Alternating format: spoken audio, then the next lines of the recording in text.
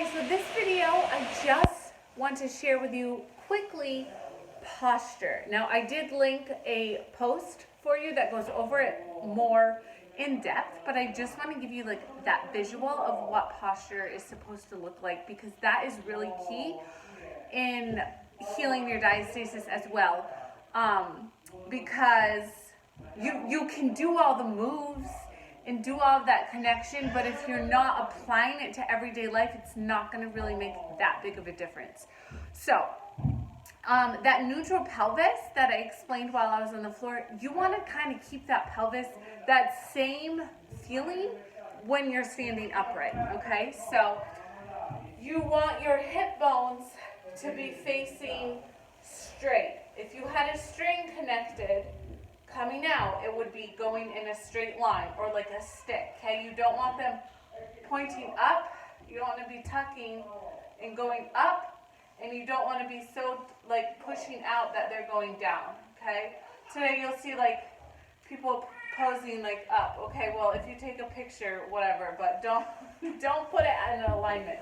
You want to make sure your shoulders are not hunching, okay? You want them down and back.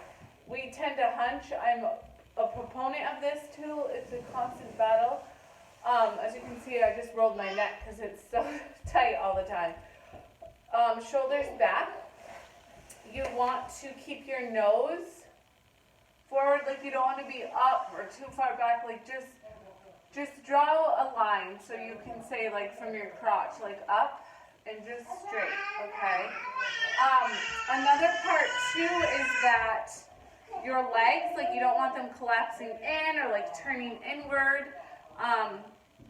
You want those too. You want your ankle to line up with your knee, to line up with your hip. So it's very much, I know I tend to collapse because I have like kind of flat feet. So you just want that little arch in your feet up.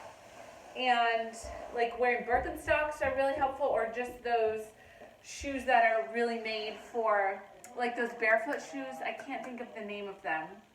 Is it like Vivio or something like that? Those are really, really key because it puts your foot back into that natural alignment of your shoes, or if you have like dance goes.